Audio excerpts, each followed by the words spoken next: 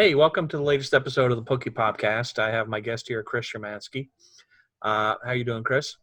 I'm pretty good. How are you? Great. Haven't had you as on a guest before, so just give me a real quick recap on how you got involved in Pokemon, what your career path has been over that time period. Yeah, so I don't think we've not told the story too much, but my family got into Pokemon essentially because my younger brother Alex randomly someday in June 2010 told my mom he wanted to play Pokemon card tournaments. And it was off from there. I personally played 8 or 9 years through that period through Worlds 2018. And then as I moved into college and otherwise moved over to staffing events. So I played 7 World Championships, I think, and then was fortunate to staff last year in DC. So I've seen both sides of the game all out at this point. Yeah, that's about me. Okay, you were a pretty good player. Or I don't know how good a player were you? I there are lots of I can cut metrics. this part out if you want. No, you're good. You're good. No, I was top 60 in North America the last year that I played. That was for Worlds. That was a cool thing to do. Certainly saw a lot of different people and places in the process of playing, and had some ups and downs, and ended up moving on from that. Okay, cool. Uh, Always good to see a player move over to the judging side because, like you said, you've seen it from both sides, so you can understand better than most the thought processes that are going on the player's point of view, which actually works in well with the topic we're going to be discussing today. There's been a lot of confusion on both the player side and the judge side on how concessions and IDs work.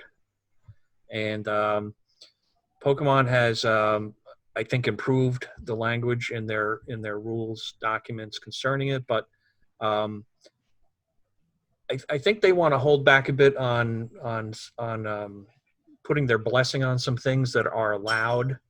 So the language is a little squishy, and it's always good to help people get clarified on what they're saying there and what they mean.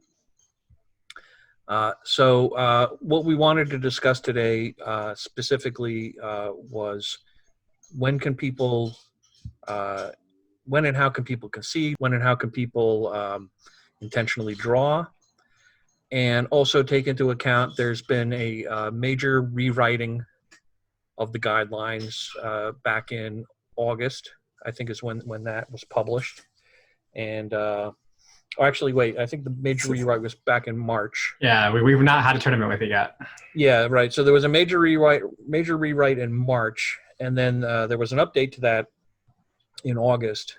One of the things in the update was they put back in language about slow play, which they didn't mean to take out. They just, when they did a major rewrite, some things got left out. So that was put back in.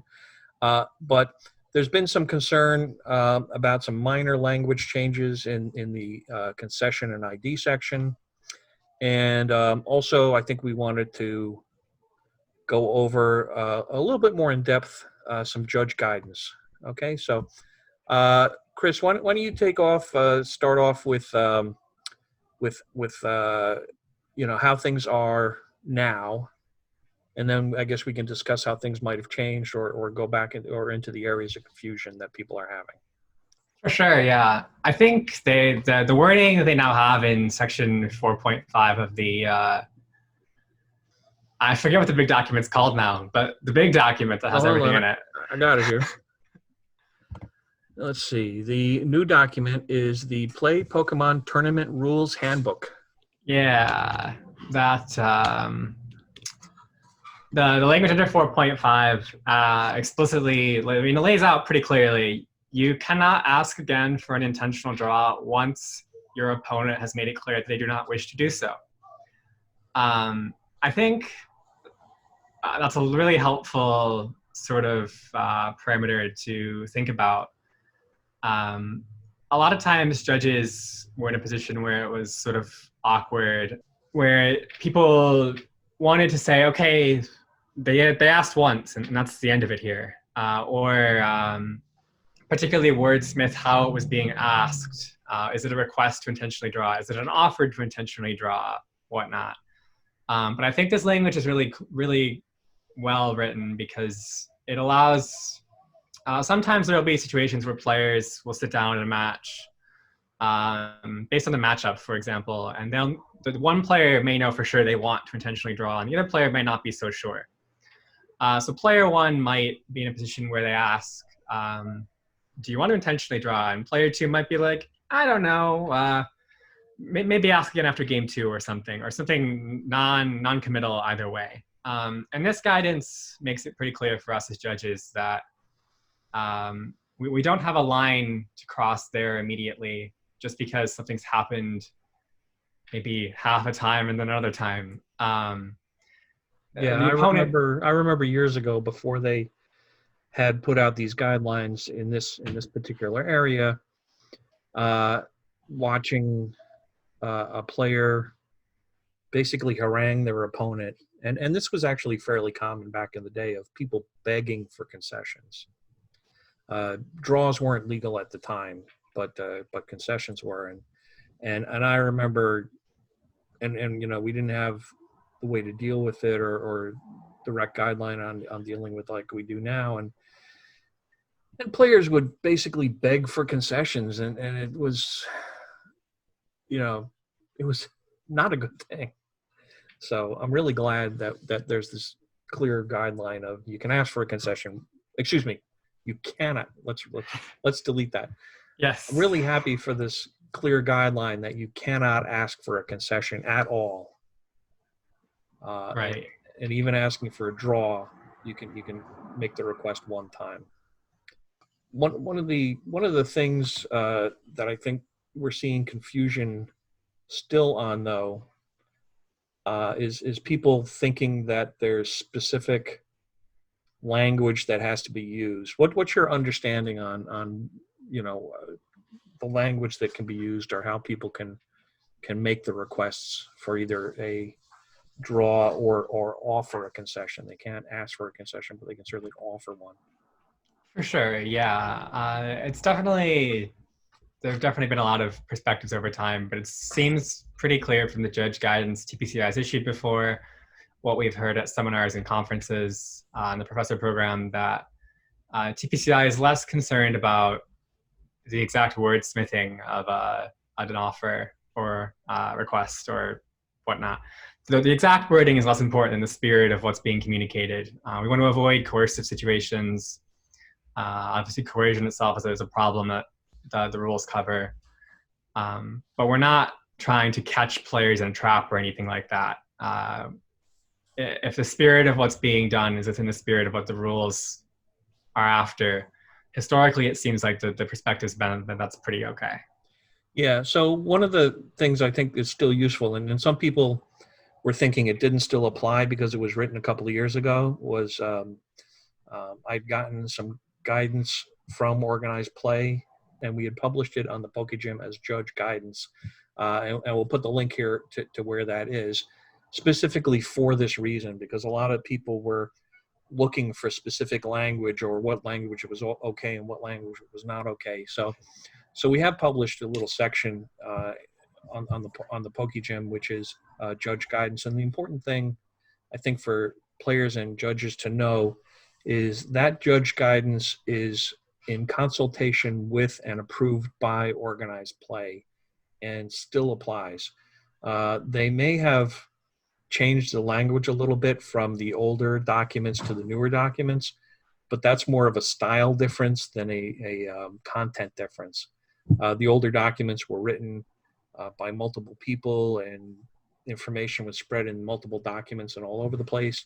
The current document basically had a team of people writing it, but it's written more in one voice and with the information in one place. And the difference in language, for the most part, is not meant to have differences in meaning, just more differences in style. Would you agree with that? Yeah, I think that's a great assessment of it. We condensed a bunch of, what we saw was a bunch of stuff condensed into one document. so that it was more easily referenceable, and across each section, there's a consistent meaning of words and an understanding we can draw from what's being said. Now, one of the things I want to share here is I actually haven't really shared this before, but in the email exchange, in the writing exchange going back and forth between myself and Organized Play, there's a quote here I want to give, which is from the Organized Play manager, which really, I think, encapsulates this whole concept. And this is in reply to, I sent them a list of statements that the way IDs or concessions could be offered or asked for, and asking them for input on which ones were illegal, and which ones were not legal. And they start off with, none of the examples you use struck me as malicious. And then they quote the general event rules. The general event rules state, if they wish, players may make a single offer to concede a match to their opponent or propose an intentional draw. With this in mind, I threw your examples into the following table. And then this is the important thing. Basically, a player may ask to ID once and only once their opponent declines. Any further requests are penalizable. And that really encapsulates the entire intent of what Organized Play has there. They're looking for a good faith request and a good faith, once it's been declined, not asking any further. And we have that table, and their responses to that table are in the judge guidance that I link to. But I think if people pay attention to, is something malicious or not, and if the intent of the person asking the question is not malicious, it should not be treated as malicious. That's unreasonable? Yeah, I think there's a couple of things to think about there. I don't want people listening to come to the idea of, well, player A knows that this intentional draw is good for them, but it may not be good for player B, and take that as malicious. Player A is still well within their rights to ask player B for that intentional draw, just as player B is within their rights to say no. It's when player A asks repeatedly or does any sort of misrepresentation, maybe? Exactly. Misrepresenting facts or trying to convince in any way, that's where we have a problem. Player A knowing the fact that player B is as good of shape as them is not in of itself malicious. Well, not for the purpose of this definition anyway. Yeah, no, it's not necessarily malicious that, hey, I'm chasing an invitation to Worlds and you're playing for fun, and an intentional draw here would be good for me. It wouldn't be good for you, but on the other hand, it won't impact you very much. Is it okay if we draw? That's something where it's better for one person than the other, but it's not malicious in that it's not deceitful. Whereas I have seen this happen, especially at the younger tables, where if we draw, we'll both make it into top cut. And it's like, no, that's actually not an accurate statement. Yeah, that's a slippery statement. That's a slippery, and that gets into slippery slopes there of, I don't know. If we like, we don't want to. Yeah, that's kind of a good question. I mean, where do we draw the line there? Do you have any thoughts on that? Yeah, and I think a key distinction to draw is when players are, and one of the things the documents lay out is it's illegal to, quote, refer to tournament standings or wait for other matches in progress to resolve before deciding to concede or draw.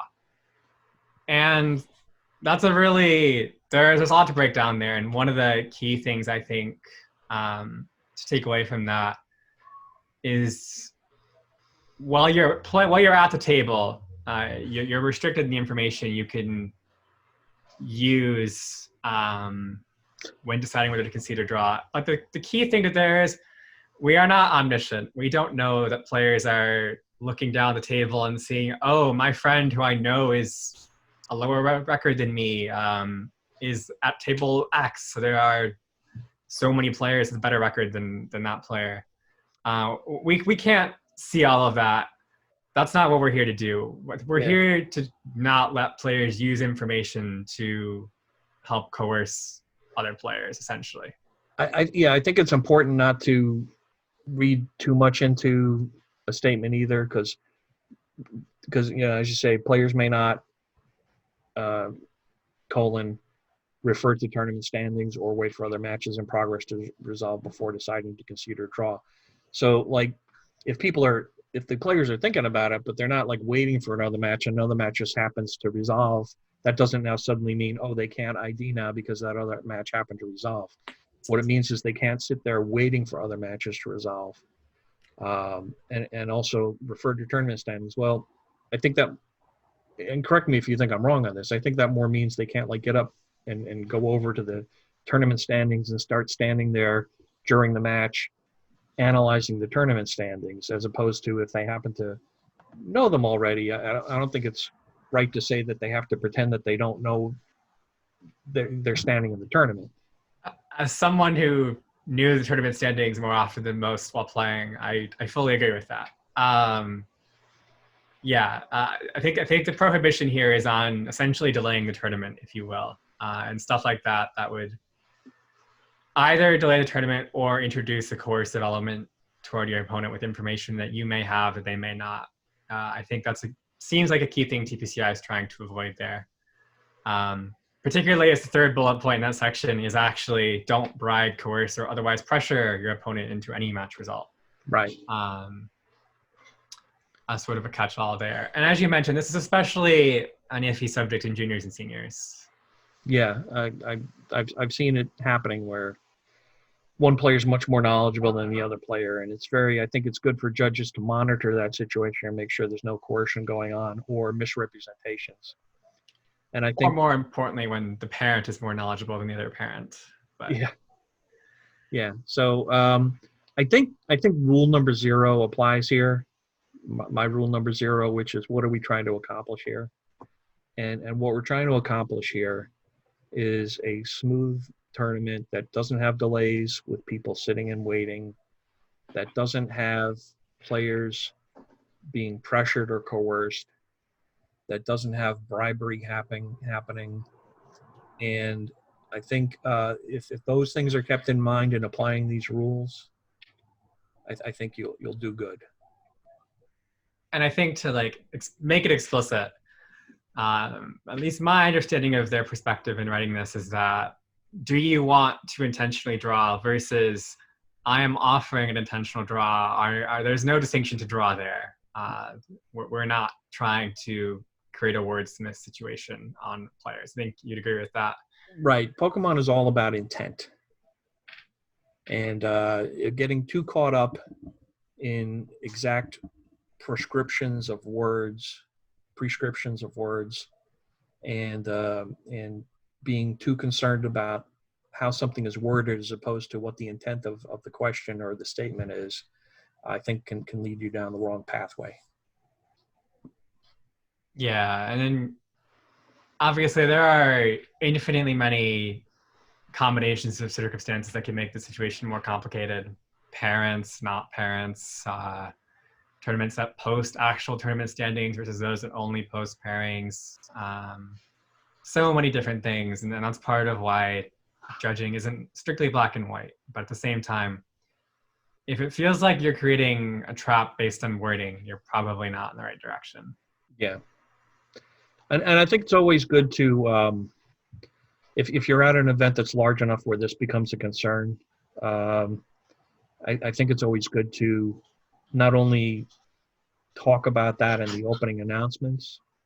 If you have specific issues that you've been dealing with at your area that you want to put a stop to, give a heads up to the players that, those particular actions, if you have had players that are trying to coerce other players, give them a heads up that, hey, if we haven't been enforcing this in the past, we are going to be enforcing it effective now, and here's the things we're not going to be allowing. And I also recommend reminding players at the rounds where they start doing those things. Like at regionals, I've often made announcements that, you can't use random means to decide to decide your match. If you flip a coin or roll a dice or something like that, and it could wind up with a disqualification, and you make that announcement.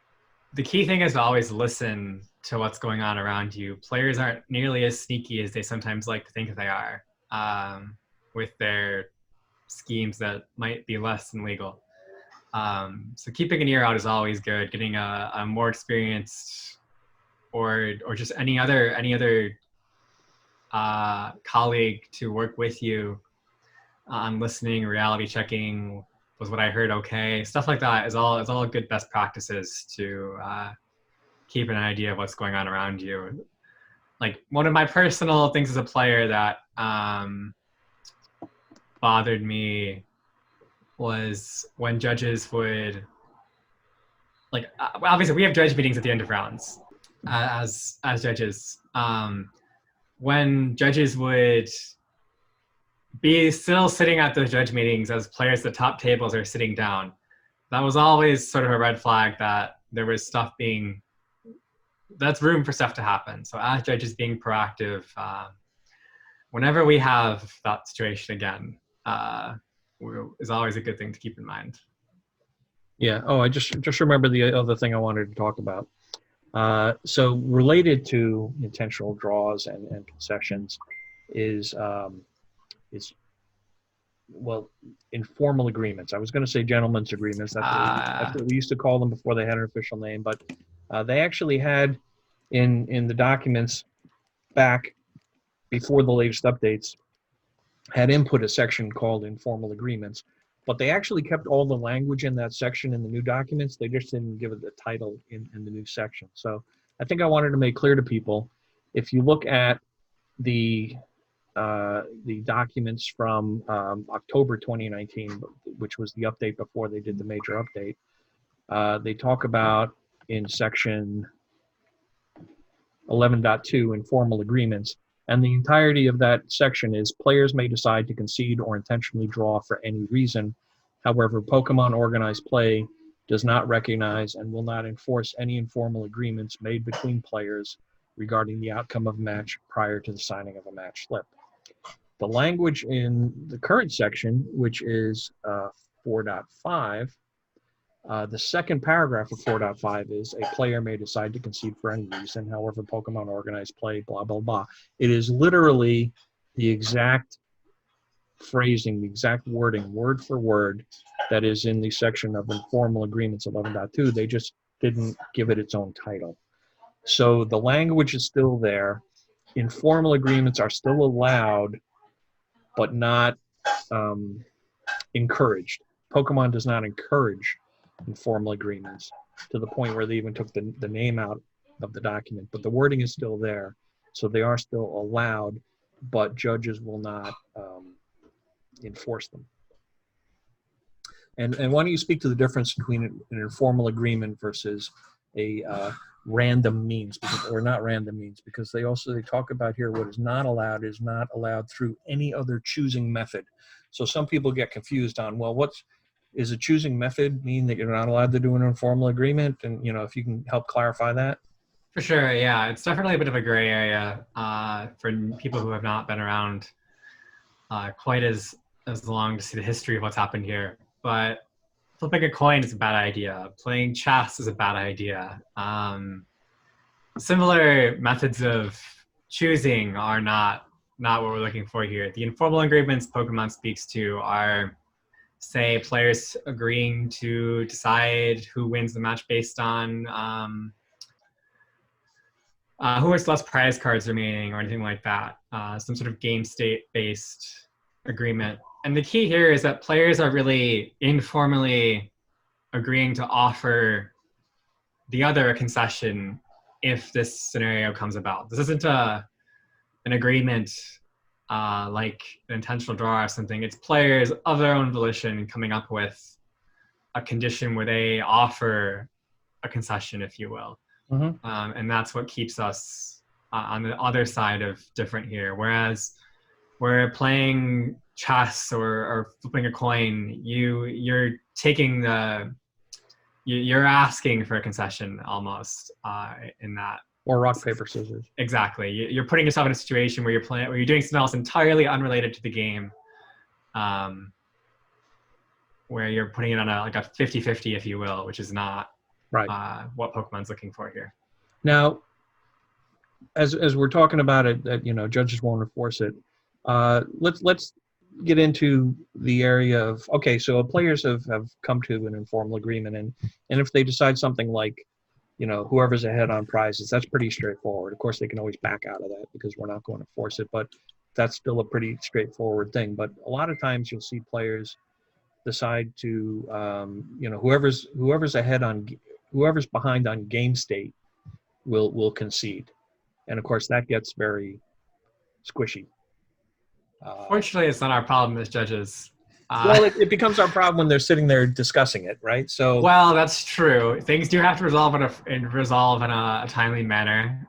Yes. More than once. How would you handle if you're now a fresh judge at regionals? You're a floor judge. You've come across its end of match. Players are having a discussion about game state, and how would you handle that depending on how that was going? Yeah, for sure. You sit down, preferably at the table, find a pen, any pen will do, and a match slip. And if the players are sitting there stalling, you put the pen and match slip in front of them and politely but firmly insist you need a signature on the match slip. And if that's not getting you progress, if it's your role as a floor judge at this regional championship, you'll want to be looking around to see where your lead might be to get some backup on the situation. Players don't get infinite time. There's a point where they will both lose if they can't be bothered to come up with a resolution. About how much time would you give them as a reasonable discussion if they are discussing this back and forth? Yeah, typically at the end of the round, if players are sitting there promptly, and this is a thing where, what are we trying to achieve? We both want, players do have the opportunity to offer a concession. That's something that we have in the rules. They have that option. But the event needs to keep moving. We can't just service 1,000 players for 2. So typically my line will be, you have 20 seconds to sign this match slip. But there could be plus or minus there depending on what the game state's asking for, or the tournament, I should say. Right. So we just got joined by Vince Krekeler, Meganium 45. And how you doing, Vince? Doing well. Crazy night. Doing well. Glad to see you guys. Great. Well, we're just wrapping up. That's fine. But if you want, we can discuss something else. Whatever you want to talk about, Mike. We discussed that it's good to talk to people because we're all kind of isolated. We talked about intentional draws. We talked about concessions. We even talked a bit about informal agreements. I keep on wanting to call them gentlemen's agreements. And I think we covered those. Are there any, without having seen what we've discussed, are there any particular points on those subjects that you want to touch on? No, I think the main one you've most likely already hit on, which is you do have to take the experience of a player in Pokemon and in other trading card games into consideration. I mean, I think Chris and I have discussed it privately that we're not into a gotcha scenario when someone does something, and we're not out there just trying to give very large, harsh penalties. Yeah, we were mentioning that the Pokemon is very much a game of intent, and you'll see that in the card rulings quite a bit, where the text of a card may say something, but you'll often get a ruling based on what the card creator's intent was, and that takes priority. So similar to that, judges should be looking at what the intent of the players were. Was the intent to offer a good faith offer of intentional draw, regardless of any specific wording they used? Nope, absolutely. Yep. Do you have any thoughts on gentlemen's agreements or informal agreements? On like advice, I was asking Chris for his advice. We could actually maybe get your advice on this too. On you're a floor judge, and it's the end of the match, and players are having trouble coming to a decision about whether one or the other player is going to concede. Maybe they had an informal agreement. Maybe they didn't. It's the round where somebody's going to make it into top cut, and the other player's not Right. going to make it into top cut, and they're having trouble coming to a decision. So you're there as a floor judge, and you come across this situation. How are you handling it? Well, first and foremost, it's, gentlemen, we need a decision. We cannot hold up a tournament based on one match moving forward. And you all need to sign this match slip. And I've done it with the timing mechanism. I will give you 1 minute to get this match slip signed. He's nicer I am than not me. going to get what? You're nicer than me. I try to be Chris. But once again, it's telling them there is an end point, because otherwise we've seen these things go on quite a while. I will specifically not get involved with the gentleman's agreements. Who's got a better game state? You can't get involved with that because we can't enforce anything. One player decides not to abide by the gentleman's agreement. We can't get involved because we're not authorized to enforce anything. And where I really have seen in my history of being both a floor judge, a head judge, and a tournament organizer is when you are sitting there 100% sure there has been an agreement and one player is just backing out because it can't be enforced. That's when every bell in your head rings saying, enforce, enforce, enforce, and you have to go back to the rules which say, can't do it. Can't penalize them for unsporting conduct for not going with their gentleman's agreement. You can't do it, and it's frustrating because you in your heart know somebody has just been messed over. Yeah. So specifically, it's you've given them a minute, or in Chris's case, a short amount of time. They've reached that point where you're saying, okay, that time is up, but they still haven't come to a decision. They still haven't marked the paper. Gentlemen, I have to go with what's in front of me at the table, and I will be enforcing if it looks like one player won or not, or if it looks like it's a draw, and you give them that one last opportunity, but you cannot hold that tournament up for that piece. Now ask me the nasty question that follows that, Mike. Okay. See, you're again nicer than me. They won't sign the slip. Is that the nasty There you question? go. Yeah. There you go, brother. We've been working at this too long. They won't sign the slip. I will actually note the slip at that point as the judge. Player refused to sign the slip, warning for failure to follow tournament organizer or judge instructions at that point. Report it to the judge after the match. But I will note that according to the game state, the result of the game was X. Chris, I will be going back through this again to hear your thoughts on this because I'm sure we don't 100% agree. No, that's true. It's always good when we don't agree. Yeah, I'm. Well, how would you handle that? What would you recommend, Chris? I was just double checking my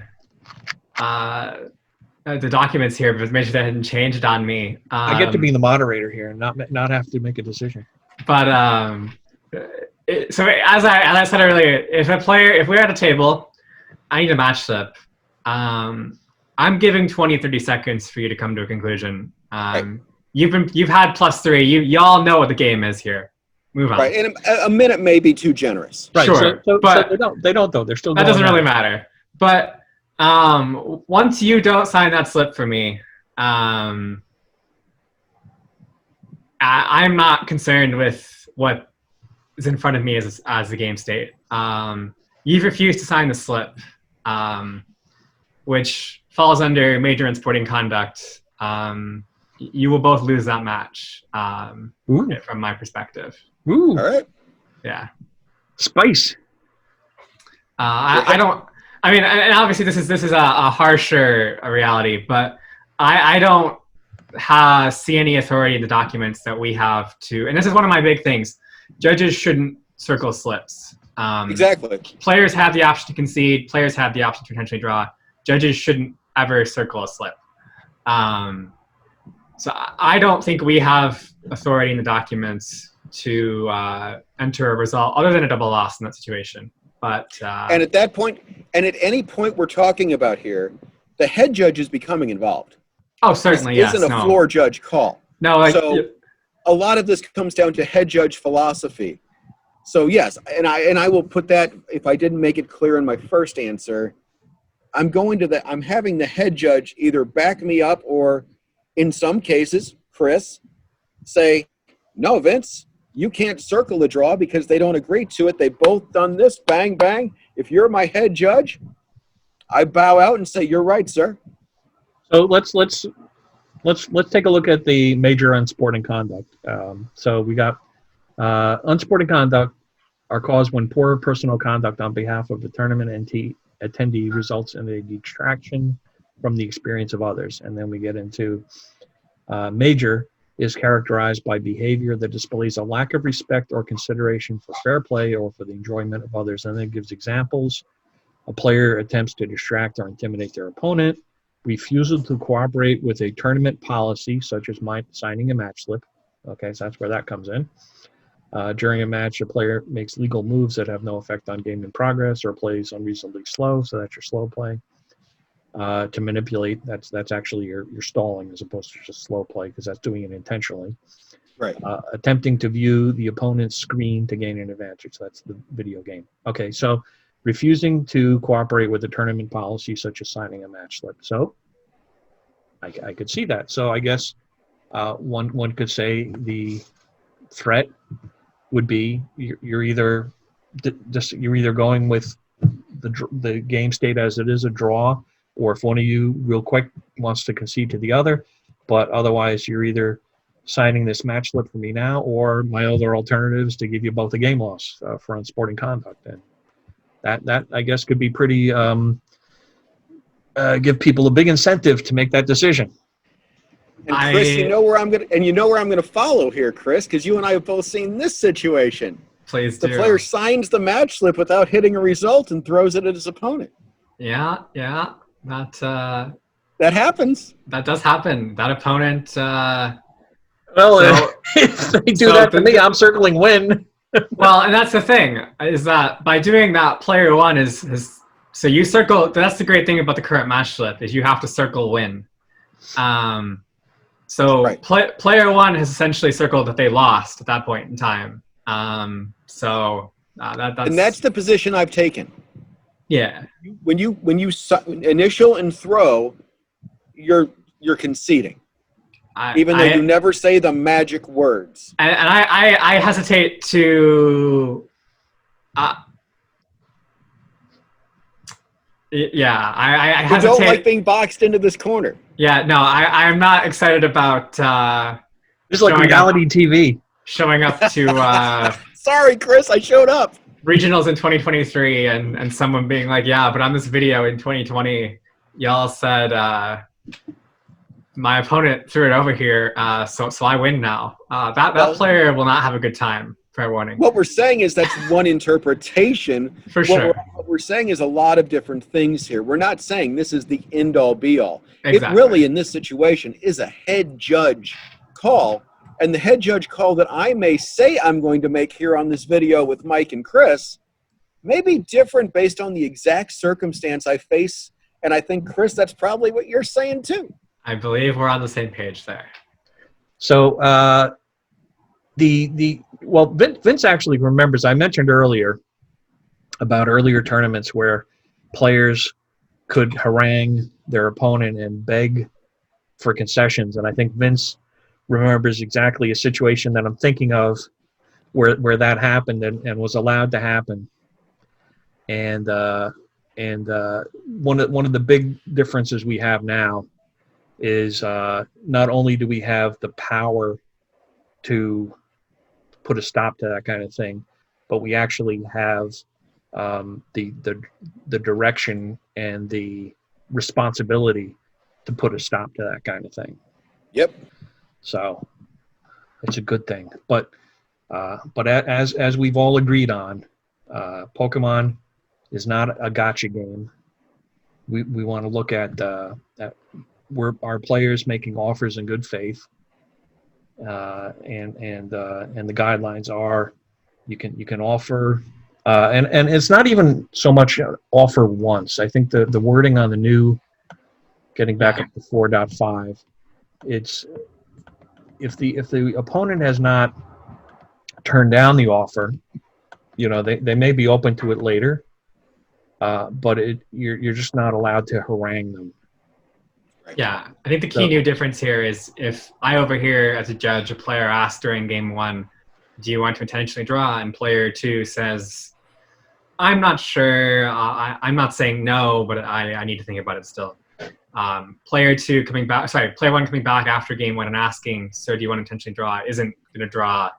Yeah, so this is the exact wording. Players may not ask again for an intentional draw once their opponent has made it clear that they do not wish to do so. Right. So the opponent may say, well, I'll think about it. I don't want to decide yet. So that means they can bring the subject up again later. They have not said no yet. And I'm still going to be very careful to stay away from the gotcha.